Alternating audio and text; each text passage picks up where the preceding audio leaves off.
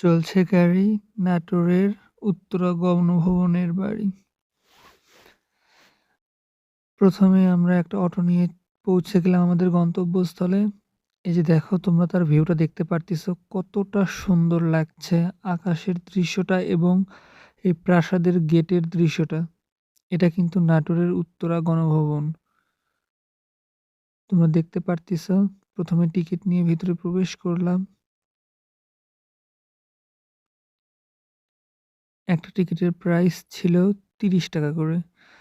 ওই যে আমার ফ্যামিলি মেম্বার্সরা আগেই ওখানে গিয়ে দাঁড়িয়ে আছে। আমি টিকিটগুলো নিয়ে তারপর গিয়ে দিলাম তাদেরকে। এই যে দেখো এটা উপরে যাওয়ার সিঁড়ি। কিন্তু এখানে এটা রেস্ট্রিক্টেড সবাইকে উঠতে দেয় না।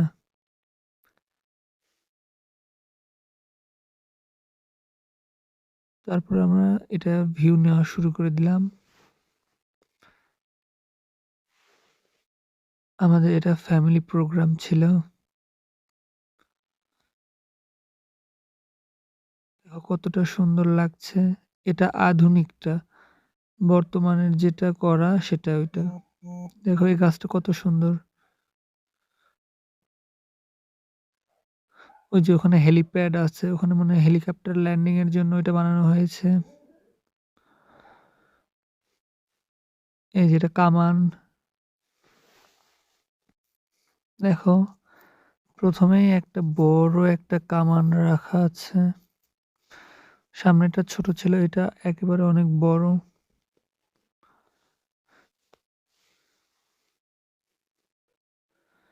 আর ওইটা হচ্ছে যে আগেকার যে প্রাসাদটা সেইটা ছিল।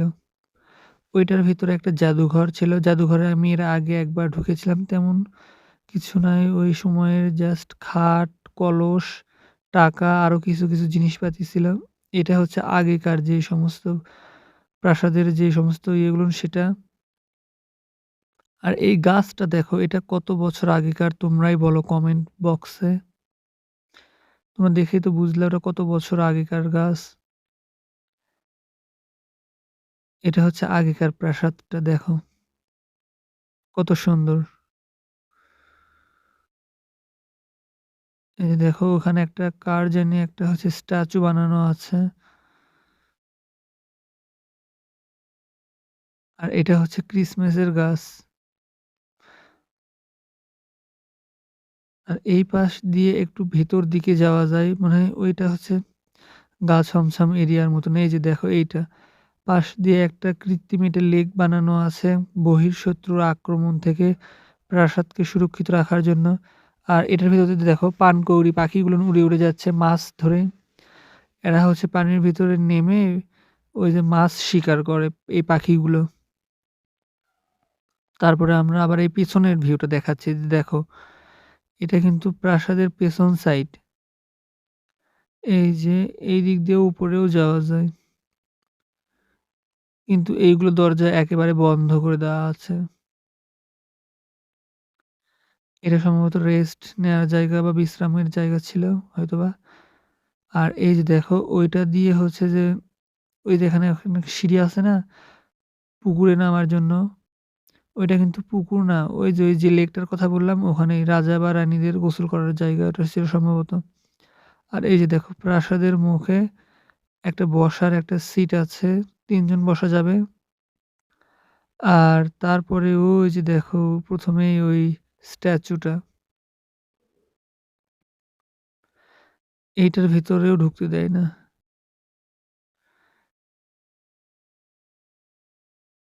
১ম এ তো বললাম এই যে ক্রিসমাসের গাছটা। তারপরে এই যে দেখো এটাই সেই হেলিপ্যাড। এখানে হেলিকপ্টার ল্যান্ডিং এর জায়গা। আমার জানা মতে। কৃষ্ণচূড়া ফুলের গাছ। এটাও সেই প্রাচীনকালের কৃষ্ণচূড়া ফুলের গাছ।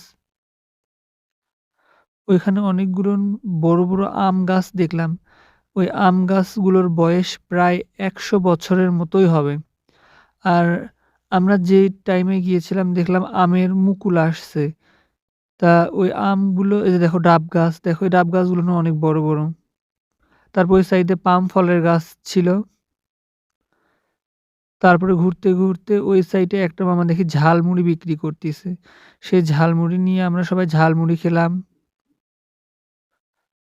আর এটা হচ্ছে এই পাশের সাইড।